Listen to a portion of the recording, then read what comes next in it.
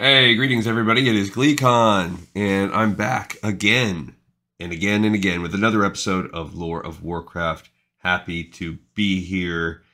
On our last episode, we continued the legwork for the Stockades, what I'm stretching the shortest dungeon in the game into a 5-part series. It was actually a long one, and I really had I had a good time. And before I knew it, I had a 90-minute episode in the book. So we'll talk about that. I'll kind of get into the recap of it on my next episode where we do a little bit more. It's still gonna be precursor because there's still some quests I want to pick up and talk about.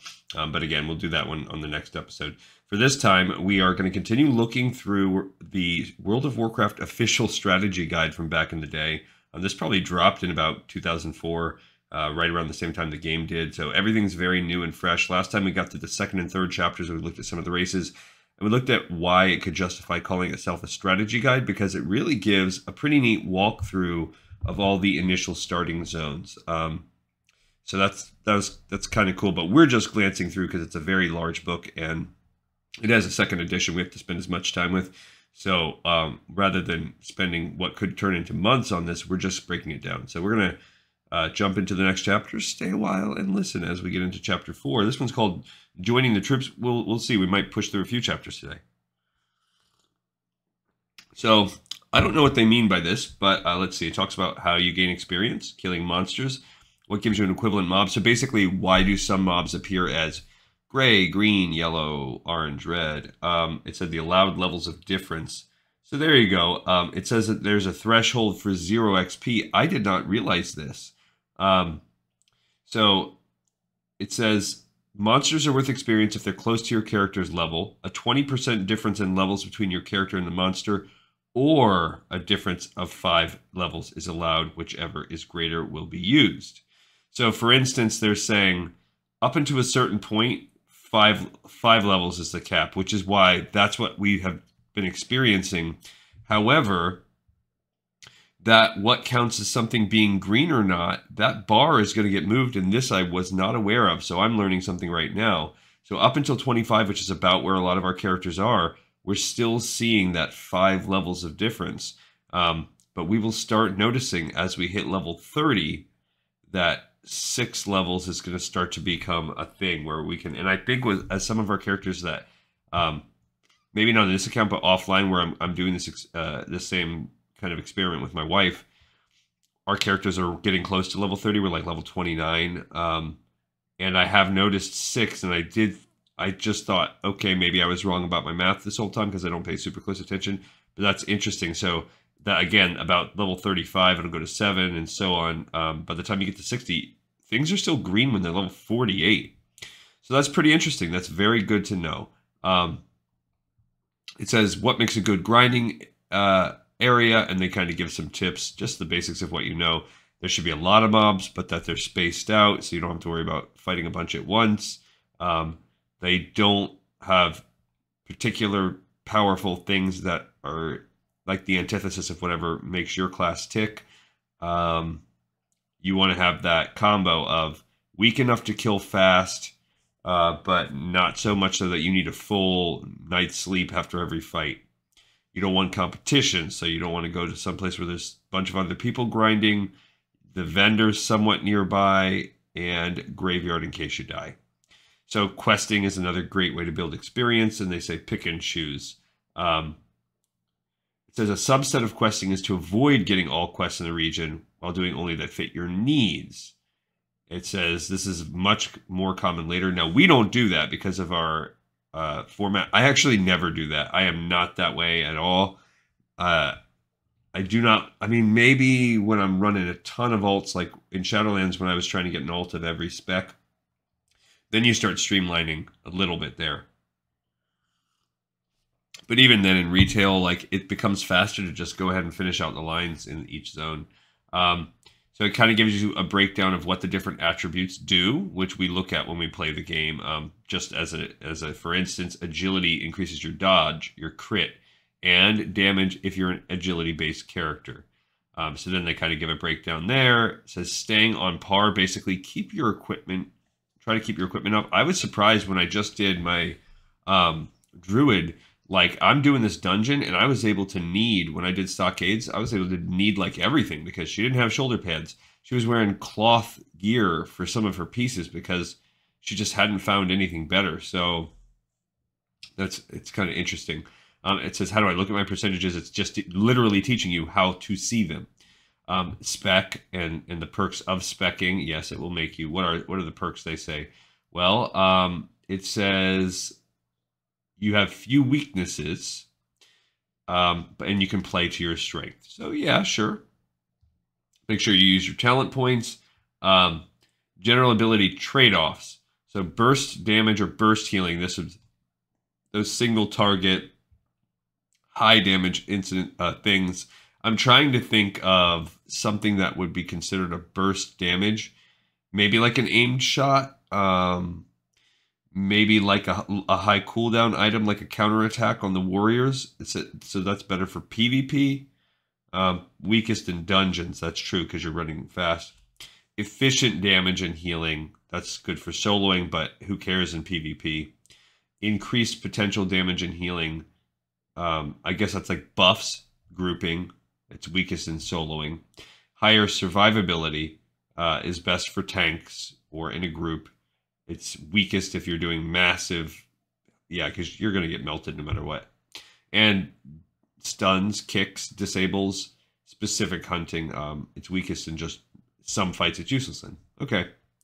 You can hone, it says honing your equipment. I guess that means they're talking about look at the affixes on your actual gear, what stats do they buff, and try to think about that.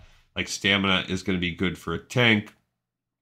Intellect is going to be good if you are going to be a mage. Although if you're in a mage in group content, it says you want to balance that out with spirit. And like if you're in group content as a mage, you don't need, I mean, stamina is your secondary attribute, I guess. Okay. But like notice what a mage does not need is strength, agility, really. Weapon speed. This is going to help you proc more things, and they should really help you. Like they should really mention that. But slow weapons, yeah, like heroic strike for instance, an instant ability.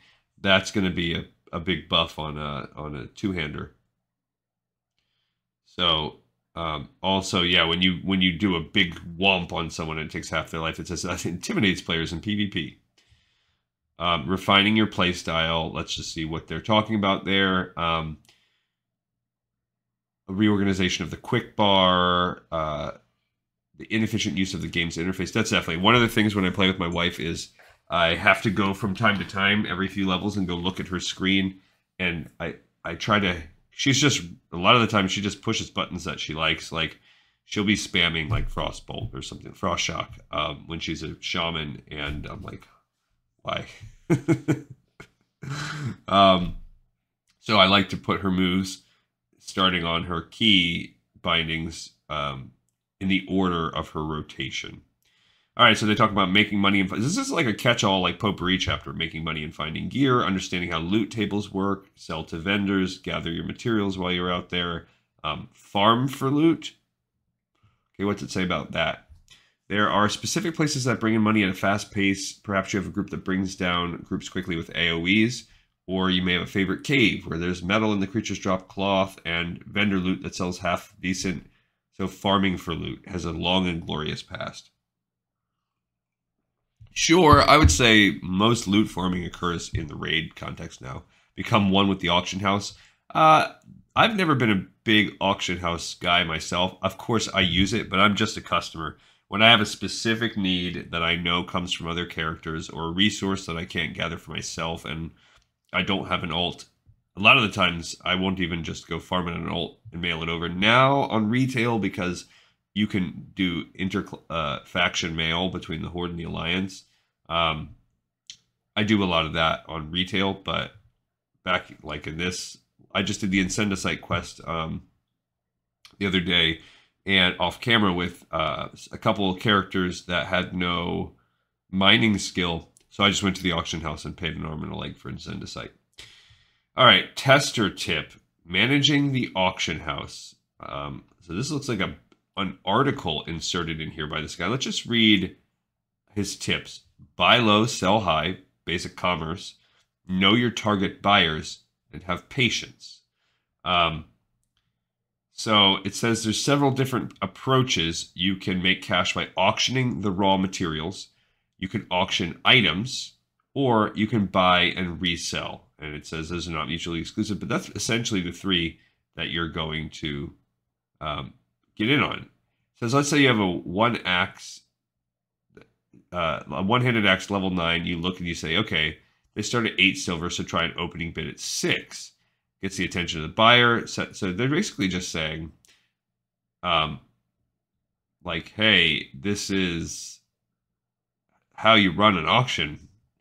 Set the auction for 24 hours, put a buyout at 15, and then people will pay that buyout. So he's just really telling you how to, that's just basic like economics. It's not even like in-game auction. This is just anything. Okay, goods and services. You can sell your services. So you can do tips for using your profession. There's, as we saw in one of these episodes, there's a guy out there, almost like a, I don't know if he's part of a guild. His whole guild does it, but he basically offers a taxi service. But they have like warlocks and mages stationed everywhere, and they will just port you. It's kind of a cool idea. Lock picking, stuff like that. Spend your wealth, learn class abilities. Yeah, keep your equipment up to date. I don't use my gold for that. I just don't. It's it says mid to later levels, because it says, yeah, you're going to get upgrades for your first 20 levels, but then you're going to start needing rare equipment. Look for items that you need on the auction house is what it's saying. I mean, I guess I could be doing that more, but I just don't, I don't have a surplus of gold like that with anyone. Use your bank. So this is really, when you reel it in and you're not just out there killing monsters, what are all the things you're managing playing the game? And it's actually part of why this game is so immersive and so addicting, really. It tells you bag size by loot tables. So our characters, we could find 10 slot bags. They could drop. So hopefully some of our characters will get lucky. I just bought a bag with Maleficent off camera after our last video episode because I was like, I can't believe she doesn't even have a 5th bag yet. End game 16 slot bags. Spend wisely. That's hard. Filling in your map by exploring. Go to your micro dungeons, your little mini dungeons, caves basically, and take on the world dungeons. So these are the instanced. It says you can do any dungeon you want, but yeah, for some it's not worth the risk. Okay, so they give you a whole list of the world dungeons. We've done Ragefire Chasm, Dead Mines, Wailing Caverns. We're at the Stockades right now. Now it does mention Black Fathom Deeps right here. You notice 20 to 27, even though it's kind of, we just did the Stockades. So it's like this has a lower barrier for entry, but it has a higher spike of difficulty. Then Nomergon is going to be, we've also already done Shadowfang Keep. Nomergon will be coming up soon. Razorfen Crawl, look at that range on that. Is actually, well, Scarlet Monastery is right in the middle there because some of it's higher and some of it's lower. And then you kind of scan ahead. We've got Razorfen Downs, and then we'll start getting into Uldaman, Zul'Farrak, Sunken Temple, Blackrock Depths, and they add more. This is not everything because this is when the game first came out, and I think there's a few others that are not listed on here. If I look at my list, Maradon, because that was added as part of a patch. Dire Maul, that was added as a patch. Yeah, so those couple, but really, actually, this is pretty much all of them. They're just not breaking down. So, like Scarlet Monastery is like 4 dungeons. Okay, so if you we're still in chapter 4. Now they're breaking down what would you do if you go into a dungeon. There's different roles, obviously. Tank, DPS, healer. The tank, warrior, paladin, or druid are the 3 they give you, which is lame because I wish that you could be a shaman. They don't even count it right off the bat. Even though there's these tank spec things for a shaman, no. Warrior is obviously the best. Paladins are decent. I've tanked with my paladin before. And druid in bear form. I think really paladin's too valuable in DPS or healing, so that usually gets peeled off, but it can work. Druid is, yeah, that's the thing, is that those two can do so many other things. It's pretty much warrior tanks. DPS, it says suggested major rogue. That's it, which is dumb. Because anything could be a DPS, but they're going, well, mage and rogue can DPS. What about hunter? What's hunter get to do? Look, the wild card. They consider the hunter and warlock wild cards. But yeah, mages and rogues are like nuke damage. Priest, shaman, and druid can all be healers. Priests are great at it. Shaman are really good too. Druids are solid, but I'd say of the three, they're the weakest. And then hybrid, you could be a druid, yeah, because they can really do whatever they want. Battle berserk warriors, basically arms or fury warriors, right? Paladin as ret or holy. Shaman can do anything except tank, I guess. We are failed experience doing that. Well, it says you can do a hate list. So, oh, basically, see, they're calling it a hate list, but really it's a rotational like threat list. You make your own, and you can do that by tagging like with skulls and diamonds and all that stuff. So they're even kind of talking about that. Wild cards are the hunters and warlocks because they have pets. Pet classes don't. They have support abilities. They raise the potential to survive. They said hunter tracking is good on offense. And yeah, throwing away a pet in a tight pool. Yeah, so basically it's almost like you could off tank with your pet and use that in the same way that a polymorph or whatever could work. Actually, I didn't think about using that as a strategy. It's actually kind of a cool idea. Like you don't have any saps or polymorphs, you could just send your pet to go aggro, and even though it's going to die, it will keep it occupied for a few seconds, which will allow you to split the mob pack. All right, so then still in this chapter is role playing, also stepping into the character, talking in the game, carrying on to the message boards. So spell check. I mean, it's true because I myself am one of these, but there are a lot of grammar police out there. Paragraphs, yeah, nobody too long didn't read. Beware length, same thing. Don't abuse other people, basic human courtesy. Expect feedback, good or bad. Okay. Fostering role play and others. Oh, we haven't had a comic in a little while. I'm kind of hungry. I'm going to get something to eat. But I can produce food here. Beer basted 4 ribs over a crackling campfire. No, I mean, like, I need to go out and get a hamburger.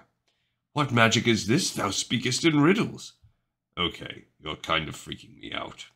All right, so this is an example, haha on someone staying in character on an RP and someone that is, like, talking about real life.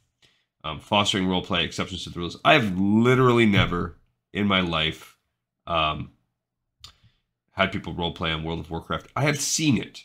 I've witnessed it occurring once back in the day, like in the classic days.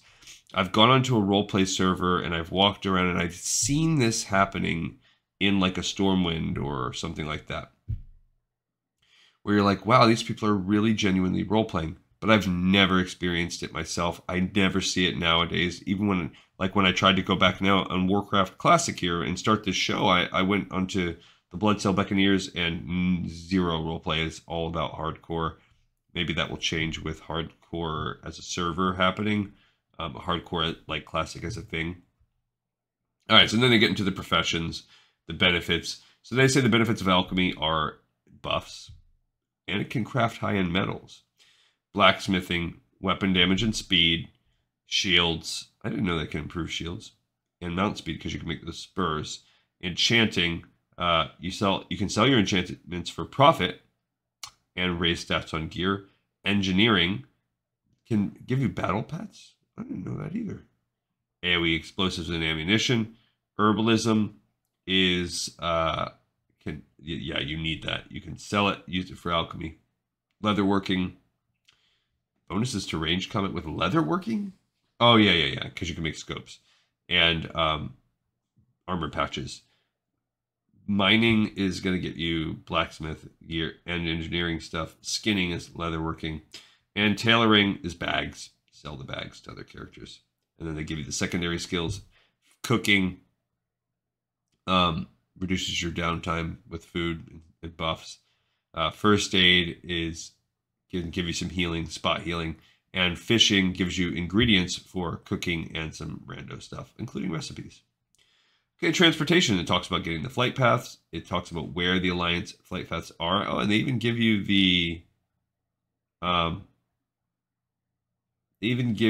like the fees. So there's a base. So that's good to know that Everlook and Winterspring is the most expensive one on Kalimdor, and it will cost 10 silver, and that will never change. So there's just not that many. We have Astronar. Yeah, so we're getting some of these. Obviously, we don't have that. We haven't been the Fairlist in ours. Moonglade we have for some. Deathless, so that's cool. And then they give the same thing with Eastern Kingdoms. Same kind of deal. They don't have a 10 silver one there. Even if you go... Is there an Eastern Plaguelands? I don't see any Eastern Western Plaguelands. Why? Huh. Interesting. Are there no flight paths out there? That would be a pain. And they talk about the Horde use, what are the Alliance? They use griffins and hippogriffs. Horde use wyverns and bats. And then they give the different Horde and Eastern Kingdoms specific flight paths. So where this is now same things but broken down by faction instead of by zone. Boats, Zeppelins, and the tram. I guess so this is, yeah, these are Horde-specific. Oh, I gotcha. These are all the Alliance-specific flight paths, and these are the Horde-specific flight paths in the same area. Eastern Kingdoms, they don't have as much. Please keep your hands and feet in. Boats, Zeppelins taking the tram. Neutral boats, Alliance boats. Boat neutrality versus factional. Yeah. Okay. Mounts. No fighting on a mount, no gold necessary if you're a paladin. Here's the different racial mounts. So you get rams as a dwarf, mechanostriders as a gnome, horses as a human, frost sabers as a night elf. For the horde, you get raptors as a troll, wolves as an orc, and skeletal horse as undead. Why don't they have Tauren listed? They did a gaffe. They forgot to list the Kodo that you get as Tauren. Uh-oh, they messed up. They say mages and warlocks can teleport also, and they tell you how to get these portals. I actually need to get my iron on Maleficent. I don't have my Iron Forge portal. I need to get that for her.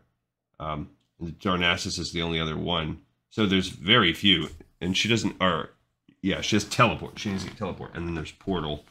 40, 40, and 50. So she's got a while before that, but I do need to go to get Iron Forge for her. Train her in that. You have to train it in Iron Forge. Okay, they also talk about using the mail system. This is the last part of this chapter. It talks about how it costs a little bit to send mail, one thing at a time, read your mail, blah, blah, blah. All right, so we'll keep going. We'll go for a little bit more. Maybe bust out another chapter. So it looks like chapter 5. So on the last one, we've got this picture of, that is a move. I've seen this icon. I'm trying to remember where you see it. Maybe on a racial ability or a tracking. I think that's track humanoids is where you see that. The hunter move. Now this is a hand holding a sword, and I'm trying to remember if this is a maybe this is a paladin move. It's definitely an icon for a specific class. Okay, so now we're going to get into the different races. And it gives a recap, how to play, but what I think is cool, it gives a little tale. So let's look at these little tales. So first of all, it just says, what are druids? You can shape shift, you have healing spells, you can root enemies, and yeah, it says they're jack of all trades and masters of none. Yeah, I like our druid. Here's the Druid's tale. We met above the Wailing Caverns and meditated for a short time to see if the stories were true. Indeed, I could feel that the place had become lost to our order, and that some of the finest druids in the region were now against us. It was a sad thought, but we pushed it out of our minds and rose together. We were to go into the caves below in several groups. The raptors below were different. The diseases of mind and body had affected them, turning into something unnatural. Several of them had been hiding in adjacent caverns and came out when we passed deeper into the Wailing Caverns. I held a moment to bring my focus together, then raised my arms to call nature's strength into the room. My companions changed into their altered selves to defend us as Calamos took the form of a great bear, and Marine became a cat to slip behind our attackers. Together we lashed into the beasts until peace was granted them, and we continued. Our battles took us to the very end of dungeon, where the darkest monsters I have faced were waiting. The taint was in almost all things that lived in those oppressing chambers, but we returned it to a state of waiting. I don't think we could have succeeded without the help of all involved, but isn't that the way of things? Together we stood against this darkness. If we continue to cooperate, perhaps I will see the Emerald Dream again before I pass into the world. Okay, so I think that's really highlighting the fact that they can fill all roles, and you could, hypothetically, have a party that was all druids, and that would be kind of neat. So then they give you an introduction to playing the druid. They tell you, okay, well, if you, as a druid, you can only be a night elf or a tauren, and they kind of give the difference, like tauren are a little stronger, tougher. The night elves are a little bit faster and have more intellect, and tauren have just a pinch more spirit. The strength will increase your overall damage. Agility will increase your crit and dodge. Stamina, of course, hit points. Intellect will give you more mana and help you with your weapon skills. And spirit will improve your hit point or mana recovery in all forms. Now, going forward, I'm only going to talk about any notable differences I might see. Okay, they talk about the different items, equipment, and they give you, this is, again, what's cool about this as a strategy guide. They give you all of your spells by level. So we could actually kind of, I mean, usually I'll Google this, but you could kind of peek up, like, our girl we know, she is going to be getting on her Chalice here. It looks like there's a quest, maybe, to get Abolish Poison. It's hard to see. It says NA for, look, it says 1, 3, 2, 3, 1. I don't know what that means. Oh, what rank? So Abolish Poison does not have a rank. She'll gain dash, so she'll gain her sprint, which I love. She'll gain an upgrade to Healing Touch, rank 5. She'll gain rank 3 of Maul and rank 2 of Starfire. So she does have some moves coming up, so it'll be nice that she'll gain a Poison Abolishment, which is, I really thought she already had something like that, but that's cool. And then if I look up, there's Aquatic Form. Cure Poison. Yeah, she already has Cure Poison, so Abolish Poison is something different. But I'm happy we're going to learn that dash. So that's cool. Just a little sneak preview for her. And then they give you, so there's 6 ranks of Entangling Roots you'll eventually learn, 4 of Fairy Fire, 4 of Bear Form, 4 of Cat Form. That's kind of neat. You get 3 ranks of Hurricane, 10 ranks of Moonfire eventually,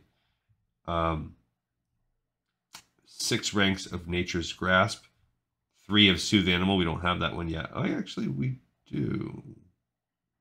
6 of Starfire, 6 of Thorns, 8 of Wrath. That's the elemental tree powers. No, the balance tree. Feral, you'll gain your aquatic form, 3 ranks of Bash, bear form, cat form, a challenging roar. You just get 1, so that'll never rank up. 5 ranks of claw, 3 ranks of cower, which we don't have that yet. 2 ranks of dash. 5 ranks of demoralizing roar, which is different from challenging roar. So I see, that's why the challenging roar is that taunt. Dire bear form and enrage, growl, maul, pounce. I don't think, yeah, we don't have pounce yet. We really need that one. Prowl, rake, ravage. We do not have that yet. Rip we have. Shred is a good one. That's one that is our main swipe. I thought. Oh, that's a. I think that's a cat one. That's a.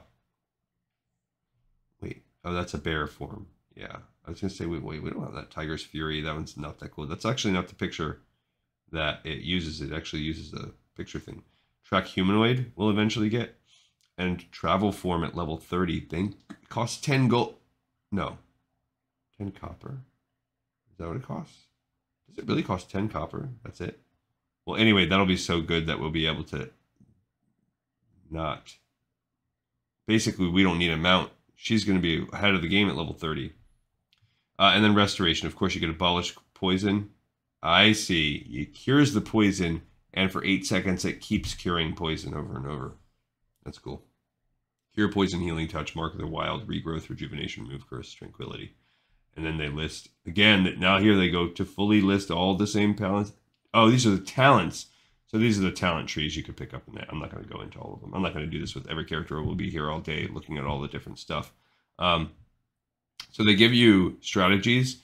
What if you, just general, obviously, if you're only spending a few paragraphs, there's only so much strategy you can give. But if you want it to basically be a balance or caster, elemental shaman, how to fight in cat form, how to fight in bear form, and then it takes us on to hunter. Okay, so let's read the story called A Hunter Prowls. But first it says they have an animal companion, and they can attack with melee or range. Yeah, that's about it. So that's your choice. Do you want to use your companion a lot? Do you want to be melee or ranged? There were too many in the camp for us to charge. The Scarlet Crusade wasn't stupid either. None would venture out of the camp alone. We decided to try and get a smaller group to come to us. Denegar, our dwarven warrior, volunteered to ask if they had a cup of sugar and run back. Denegar had the heaviest armor of all of us, and we were still unsure if even he could survive the trip back with enemies at his back. I decided that I would do it. I strung my bow and moved a bit closer. I took aim and waited until I had a good shot. I hit the fanatic in the shoulder, as any half-wit would do. The man called to his friends before running toward me. I made a quick retreat back to the others. As the enemy made their charge, I shot my target in the leg. Now there were only 2 in the initial attack. Denegar made his intentions clear by swinging his 2-handed axe above his head and bringing it down against the enemy's shield. It wasn't a hit, but the message was clear. Denegar was not to be ignored. Taunt. As the warriors closed in on Denegar, I pulled back and began peppering them with arrows. Their armor was as good as Denegar's. This wasn't to be a fast fight. After several minutes, the group had brought the first of the 2 enemies down and switched to the second. I was taking aim when something moved on the edge of my vision. I dodged aside as a sword cut through the air I had occupied only a moment before. There was a scarlet warrior with 2 arrows in him and a very unhappy look on his face standing between me and the rest of the group. I had a bow in one hand and an arrow in the other. The fanatic let a smile form on his face as he began advancing. That was long enough. Talon, my wolf companion and best friend, sank his teeth into the man's arm and nearly drug him to the ground. With his attention on Talon, I dropped my bow and arrow and unslung my 2 axes. With both of us attacking, the man couldn't fight effectively against either of us. After a few moments, both Talon and I were sporting several wounds, and our target was still standing. A look of horror crossed his face as a ball of fire slammed into his chest. This was followed by a scream of dwarven rage and the arrival of the rest of the group. The priest made quick work to restore the vigor Talon and I had lost to the fight. It had gone from 2 against 1 to 6 against 1. The odds weren't in the Scarlet Crusaders' favor. All right, so 5 of the 9 races can be hunters. Where is it? 5. No, there's 8. 5 of the 8 races. There are 9 classes. So 5 of the 8 can be hunters. It looks as though humans can't be hunters yet, which is silly. Gnomes cannot be hunters. What else? Undead cannot be hunters. And who else are we missing? Oh, that's it. There's just those 3. Yeah, okay.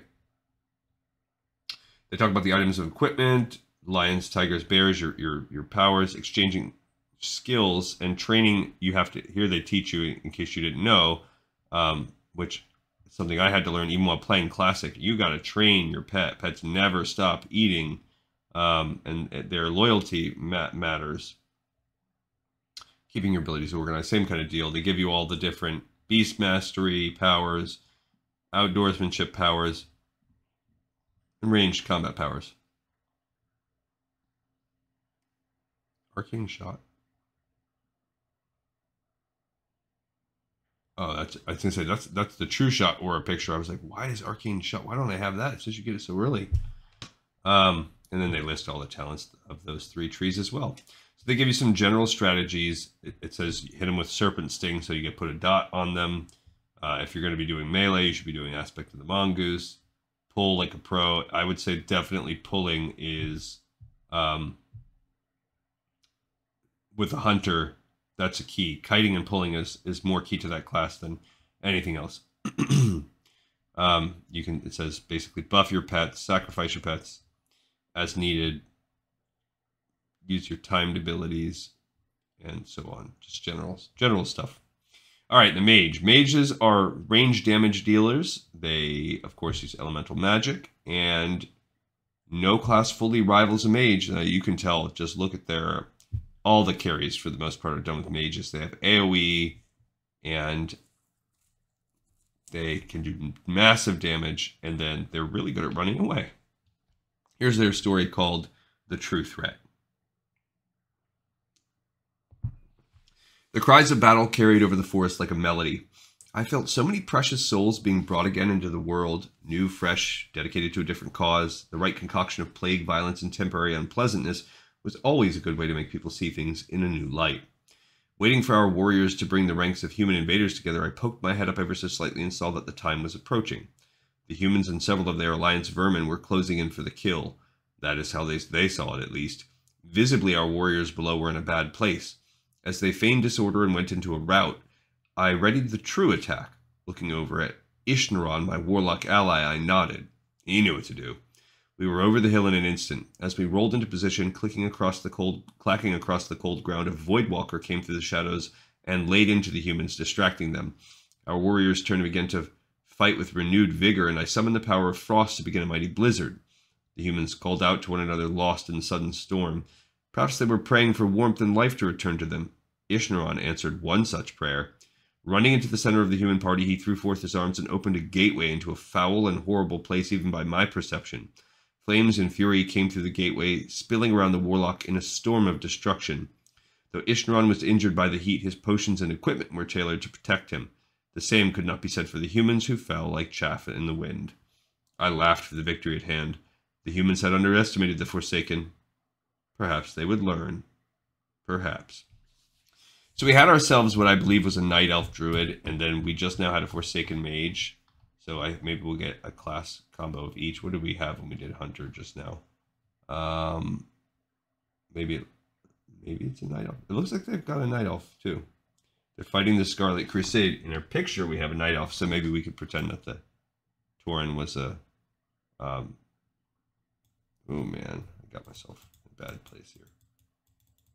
Maybe we could pretend that the Tauren was a... yeah. It's got a Night Elf though too, so... But then on all these pictures they show a Druid. So I guess...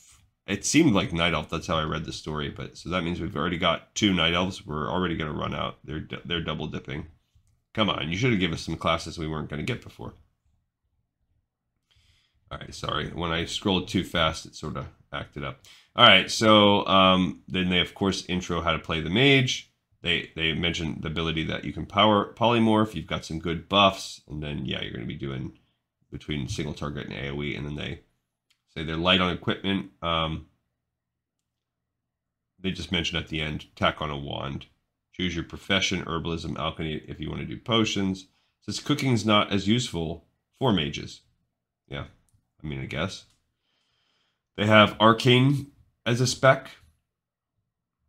They've got a lot. Fire spells. When my son came in and saw me playing the other day, and I was playing on Maleficent yesterday, he's like, man, she has so many at... She's only, you know, she's 26 or 27 or something. She's got so many talents already. They do have a lot. Frost spells, and they've even got some portals. Okay, and then they talk about the different talents for Frost, Fire, and Arcane. Some strategies. They've got Arcane Tricks. Primarily polymorph. Fun with fire, if you want to rotate that, or using the Cold Magic Ice Barrier, Cone of Cold, Frost Nova. All right, so we're into paladins now. Our options are limited. I can't tell what type of paladin we have. It's got to either be dwarf or human, though. Okay, so these are basically the tanks. They have heavy armor. They're tough, and they can use that holy magic to heal and bubble themselves. Here's the story. Duskwood used to be a forest of brightly lit glades and shining leaves. Now the sunlight doesn't even penetrate the woodland floor, and everything is colored with a bluish haze of fog. The townsfolk of Darkshire even whisper that their allies have forsaken them as the undead infest the graveyards and wander the land, attacking any unwary traveler. But the light never leaves any place or anyone's heart fully, and I had come to give what I could in defense of the people. That morning, death came to the streets of Darkshire as an abomination stalked through the town itself. I heard the calls of the town crier as the night watch, the citizens' militia, rallied. Other brave defenders of the Alliance came to the cry as well, a strong warrior, a dedicated priest, a slim night elf rogue. Standing beside them, basking in an aura of defense, I knew that we could outlast whatever the darkness brought. We smelled the creature before we saw it, but it came out of the fog. It was obvious that this was no natural beast. Cobbled together of sickly, pale flesh and putrescent organs, it immediately set upon us. My first attempt to exorcise the creature damaged but did not destroy it, so I slammed my mace hard into its midsection, whispering a prayer under my breath as I did so. We fought well and hard that day. Using the strength of the Crusader, the priest and I attacked with holy magic and strikes. The warrior and rogue did their parts as well, and I healed them as the monster's blows pummeled down. But this creature was strong, very strong. At one point I was forced to call upon the light to protect me from the creature's attacks, and its fists rained down without effect upon a shield of light itself. This gave the priest the time needed to save our group, and as I watched, the warrior finally landed the strikes needed to fell the abomination. The rogue had fallen during the course of the battle, but I was able to call the night elf back. Together we had all stood against one of the worst horrors ever to walk Azeroth. One day we will reclaim Duskwood, and all its citizens will roam in tranquil gardens and bright glades again. Until that day, may the light protect and guide you and give you the strength you need to stand against the darkness. I like that they give a little touch of, hey, they can res as well. This is probably a human based on that story. All right, so it says, this is not straight DPS as the best, although they are good. Survival is probably their best function. It does say that they have a hard time in AoE situations. That's true. They're less active class. That's true. Their rotation is crazy boring. But they do have good healing and staying power. One-handed versus two-handed is really the only equipment that decision you have to make.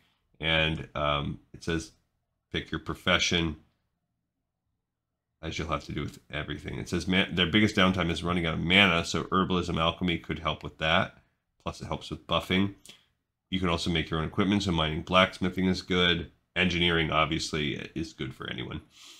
And then they give the ability. So you have, they're calling it combat. I don't know what, ret, maybe you would call that as ret.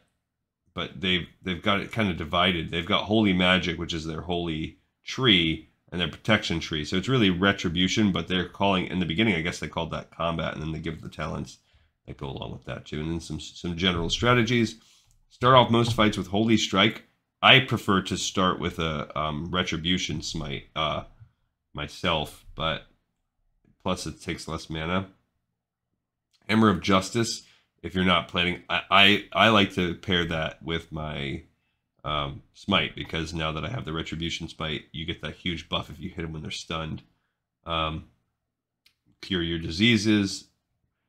Then it says join a party. They love, most parties do love paladins, right? Because you can heal, you can tank, you can res, you can do some damage, and they're wonderful, reliable soldiers. It is good. There's a reason why Erator is quickly becoming my favorite character. It's really hard in the beginning, but and he has two major. So to get out of trouble, they've got bubbles that they can put on themselves, and lay on hands, which is fantastic. So they really have those get out of jail free cards, which are really nice. Okay, priests. They are the primary healers, sure. They're very valuable to groups, but they can also use holy and shadow magic.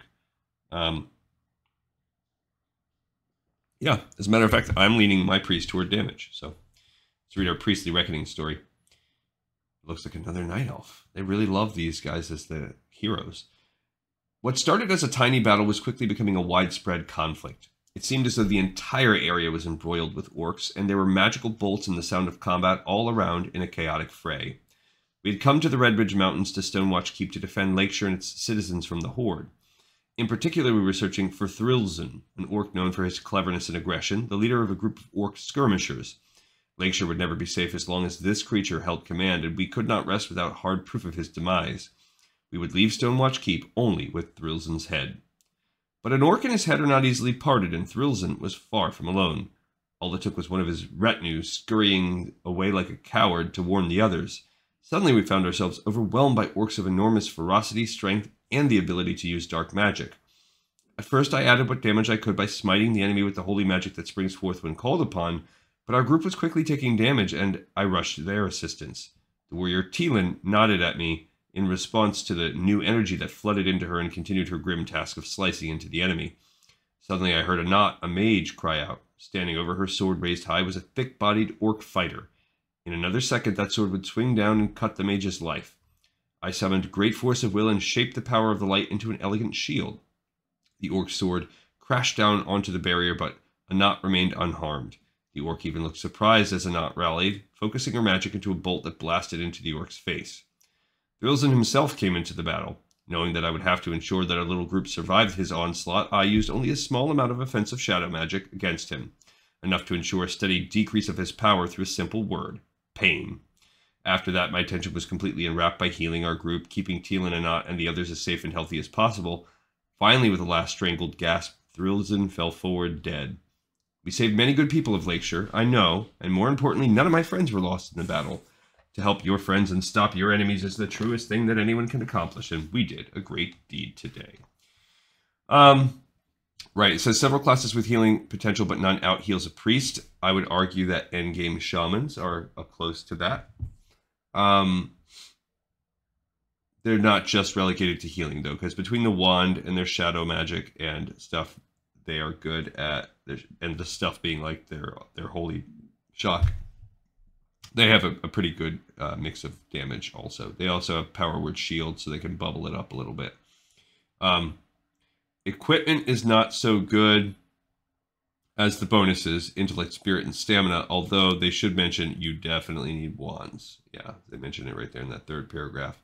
But yeah, having life for stamina is good. Holy versus shadow, what to spend money on.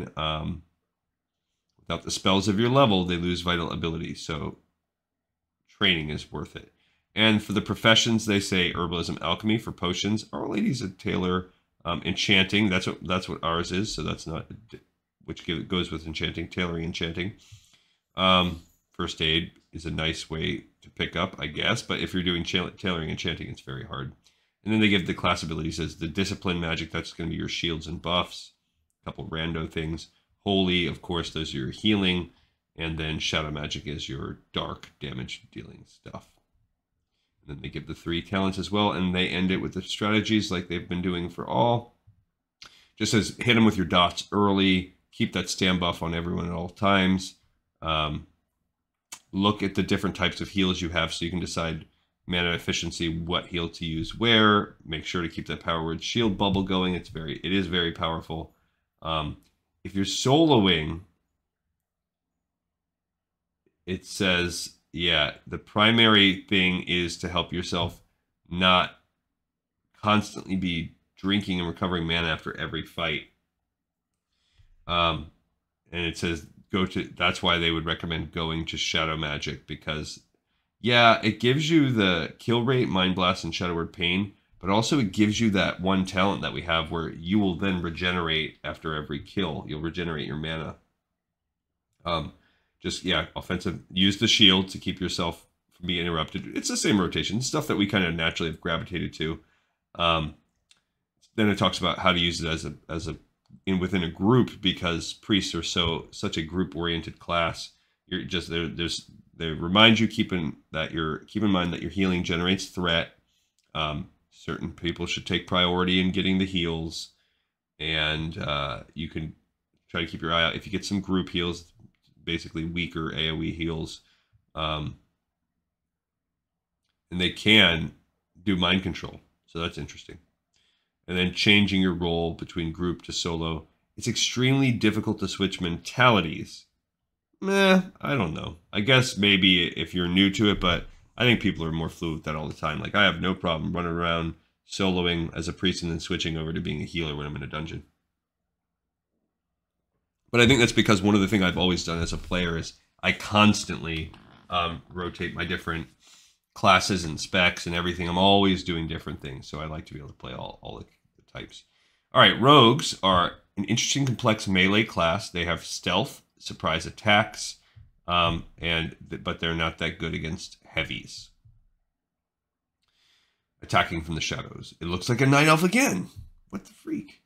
The night was dark and good, and I was glad for it. As the wind swept over the barrens, I could hear the quillboars walking all around me. But they are foolish creatures, and I am Sazlen. They could see nothing. All they heard was the grunting of their fellows. I turned back toward a far hill and used my dagger to reflect moonlight toward my companions. They could see it well enough to understand my message. 4 quillboars. Gothara, Wartala, and Sincere were ready to go. Moving with speed, Gothara rushed the camp of quillboars, all shield and metal lashing forth. As the creatures turned to face the Tauren warrior, she roared and put wariness into their hearts. Those who engaged her struck like children. I began moving toward the battle from the side of the fighting. Wartala's voice was steady as she chanted the 7 troll words for pain, and one of the quillboars was racked with suffering. Sincere and his Voidwalker engaged as well, bringing dark shadows to bear, yet one of the quillboars was undaunted. Standing in the back, this creature started to bring the power of elemental flame out of the land. Already heavily engaged, the others wouldn't be able to bring their full force against this foe, but I had my own plan. With the final step, I placed myself an inch behind the caster. It still knew nothing of my presence, consumed by its spell. I woke it out of its reverie by cutting deeply into its back 4 times in quick succession. These sinister blows nearly felled the caster, who turned to look at me with fear-filled eyes. Mumbling, trying to finish the spell, the quillboar stumbled over the words, slurring them. The poison was already in full effect. There were other enemies yet to fall, so I had no time to tarry. A final cut offered rest to the quillboar. The creature's companions called for assistance. There wasn't anyone left to heed their cry. All right, so now I'm going to go back and I would say maybe because the stories obviously have nothing to do with the picture, so maybe our druid was like a Tauren. So that has given us a Tauren, a Forsaken, and now this, let's say maybe that was an orc. So they love their weapons. You basically are choosing between dagger, sword, or maces, but I don't know what, or fist weapons. But yeah, why dagger and sword are the real choices to make. They talk about using your stealth, attacking from the back. They have a lot of instant abilities. They need a lot of agility and stamina. They don't care as much about strength. Your profession says you could do skinning and leatherworking because you're going to be a leather wearer. Mining, engineering, of course, for bombs. Cooking, first aid. All of this stuff works. And then they give you your class abilities. You have your assassination abilities, your combat abilities, and then your poison abilities, and your subtlety abilities. I guess combat is what becomes outlaw now. And then they give the talent. What is this thing? Oh, she's swimming. What a random picture of a night elf swimming. They have to spend piles of money for rogues on their gear, their food needs, poisons, their potions. So they're saying, get it by pickpocketing. Let that help you. It's very hard to pickpocket in the beginning. They can detect your stealth all the time. What controls stealth detection rating? Subtlety rating, that's directly tied to your level. Level difference, again. Line of sight, so if you're behind, it's obviously way easier. The current generation of the game. So they're like, we'll balance this out. Because, yeah, it's really hard to stealth in the beginning. And nowadays, it's super easy in retail. What are your best targets? They're basically saying it's good to go back and get ranged people that are in cloth. Yeah. All right, Shaman. Okay, these are the heart and soul of the Horde. They are very similar to Druids, but as they get higher level, the Druid is better able to focus, whereas the Shaman blends more. Shaman can eventually wear heavier armor. They are better ranged casters, and their heals are much better. Yeah, they're very good. Shaman's probably, it's up there in my top 3 classes, even in current retail. I love rogues, and I'll never not love them, but and I really like demon hunters too. They're very fun to play, but shaman just overall, all around, they're probably my favorite class, even though I don't spend as much time playing them.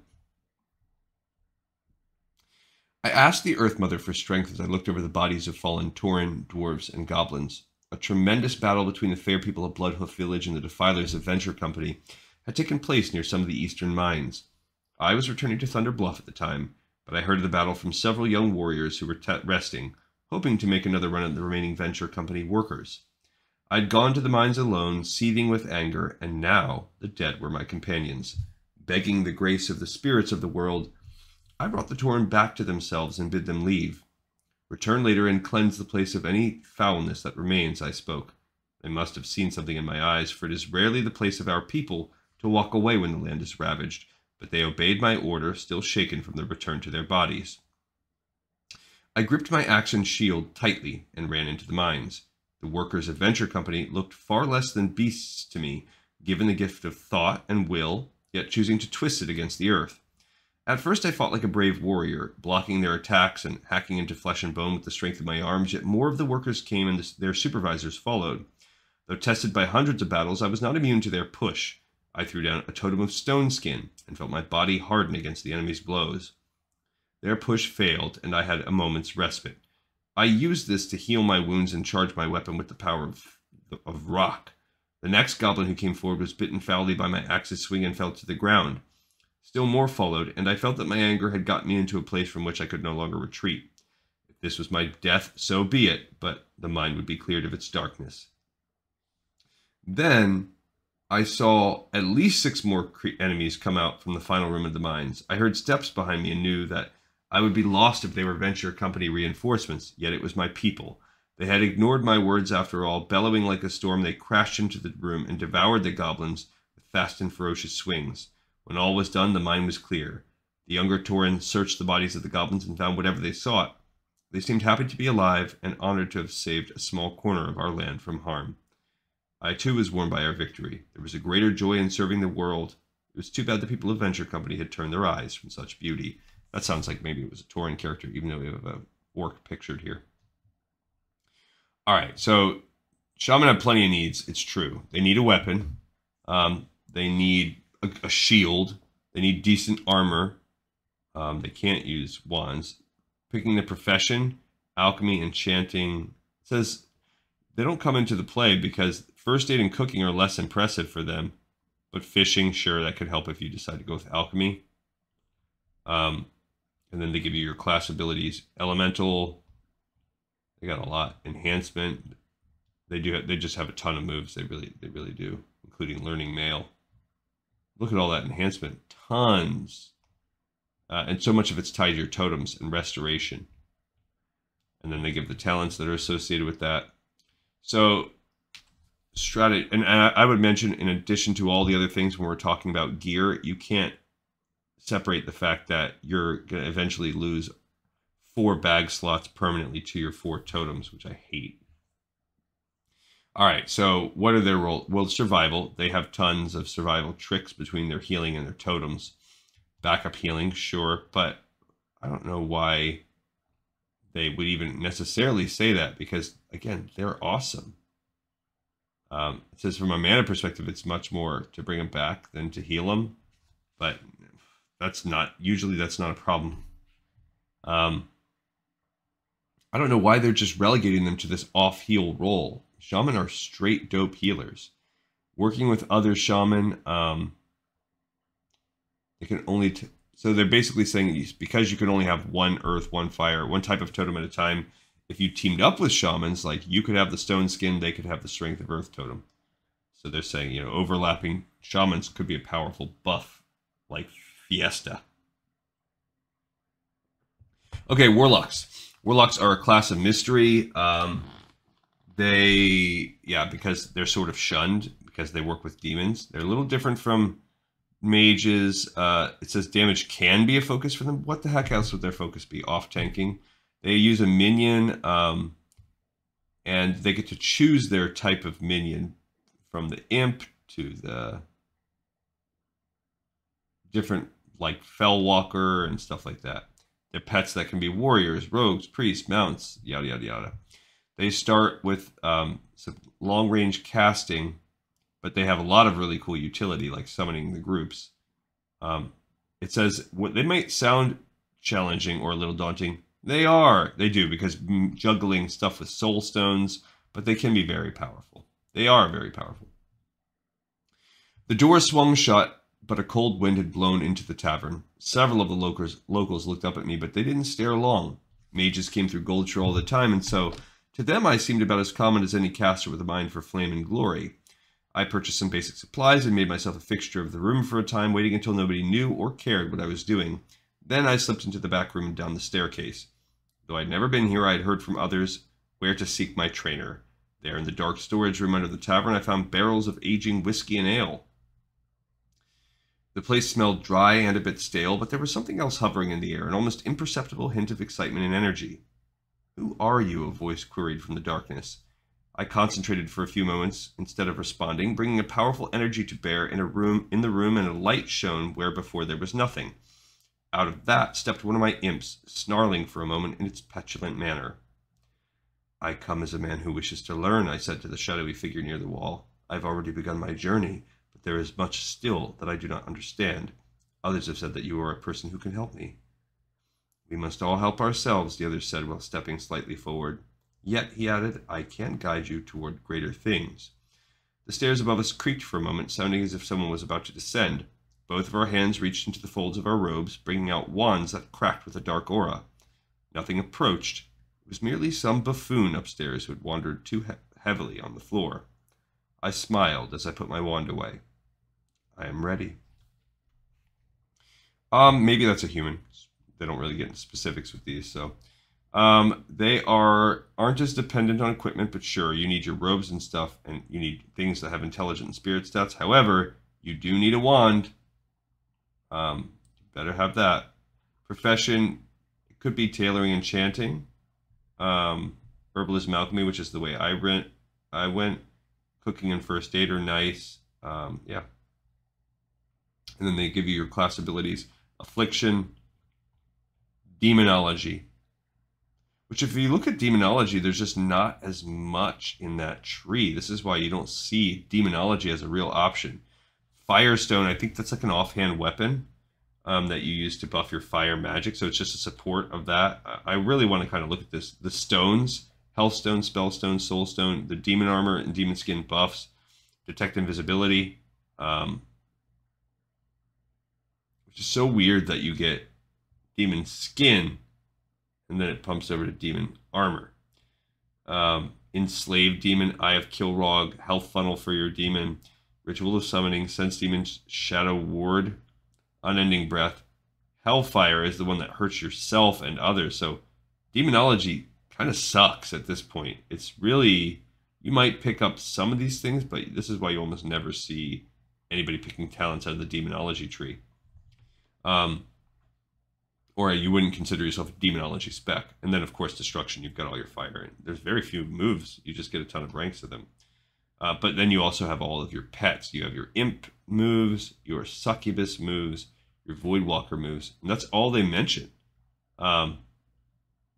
Maybe that's all there is. I felt like there was maybe more power. I don't know why they would say, oh, I guess you could consider a succubus once they get lesser invisibility. Then they could sneak, maybe. I see. Lash of Pain. So they are trying to be like a rogue. So I gotcha. But you would need to have, because of that, they're not good unless you're grouped up. So maybe the succubus is better than the imp in a dungeon. Okay, and then you have your talents, of course, from those trees. The tips, they say, your curses are very helpful. Don't forget to use them. Need a ton of soul shards. Gray creatures don't give you that. And try to give your group like different soul stones because it really helps to have that extra potion. Voidwalker is great if you're going to solo. It says ping pong enemies. Bring out the imp or the succubus and trade off the aggro. That seems like more trouble than it's worth. Succubus or imp, if you're in a group, you don't want the voidwalker to be there. It says Searing Pain draws way too much aggro for early use, but it's a good finisher. And Curse of Recklessness could also be good if you want to not make an enemy run, because they won't run. That's interesting. All right, we're going to wrap it up with Warrior. It's funny that the most basic class is the last class. They are the protectors For both sides, they are melee combatants with heavy armor, and they gather as much threat as possible so that other people can go about their business. The smell was worse than anything you could imagine, my friends. We approached the ancient homeland of the spiteful gnomes, and a stench filled the air we breathed. It was more than the smoke that surrounded us. It was the very gnomes that burst from the earth around our party. They were fouled with disease and hatred, a fate worse than many would have wished even for the wasteful beasts. I heard Iliathu, our shaman, cry out. 3 of the demonic things had charged toward her, and I knew even her strength would fail before long against such an onslaught. Crying with all the strength the Earth Mother grants me, I ran over and leapt onto the first. This is another Tauren.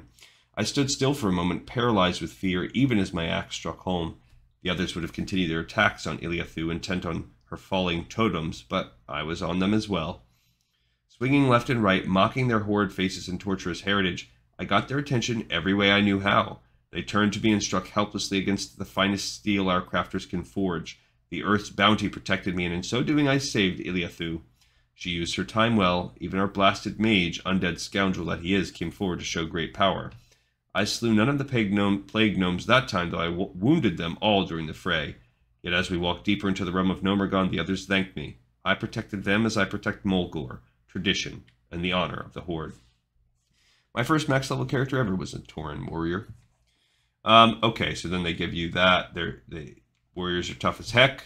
1, 2, 3, 4, 5, 6, 7, 8. Everyone can be a warrior except what? We're missing one class. No, all 8. Every single race can be a warrior. Yeah, they just basically say that they're good at generating threat or DPS. There's not a lot that we can go on. What's your priorities? Do you want to basically sword and board, or do you want two-handed weapon? Sure, you could dual wield weapons also too. I guess if you're Fury. They just need strength. Oh, it says crits. So agility can become more important than strength depending on your build. You have to decide if you're going to dual wield or do two-hander. And then there's battle stance moves, berserk, basically fury, or defense protection. And they give you the talents that go along with it. What are your strategy? Well, what's your rotation and how do you keep threat is what it goes down to if you're a tank, or if you're on the offensive, hamstring, I guess, especially if you're soloing. But rend, thunderclap is a good one. I like that as an AoE attack. And you need a ranged weapon to do some pulls. Protect yourself and your party. Look at your moves that have a high time cooldown. And then they even get into class quests. So at level 10, you get a weapon for your character. It's warrior class quest. How to learn defensive quests. Getting armor at 20. Getting berserk stance. Getting your level 30 weapon. Yeah, and that's kind of it. I don't know why they only talk about the class quests for the warrior and no one else. I guess that they just felt like they need a little bit more love because they're a little bit more straightforward. Okay, so the finest tools, my guess is that this is an equipment chapter. It's what we'll do next time. It's chapter 6, and it has a picture of a helmet. So that's where we will leave off. That chapter 5 ended up being quite a long one, but it's worth it. We're almost halfway through this book, and it was, again, probably in the second edition we will. That one will probably go a lot faster, depending on how much retread there is. We'll see. But hey, guys, thank you so much for watching and for listening. I hope some of this was interesting. Again, I'm just taking a journey and I'm putting it out there as I flip through this book and continue to learn all the different things that make up yet another episode of Lore of Warcraft. See you guys next time. Peace.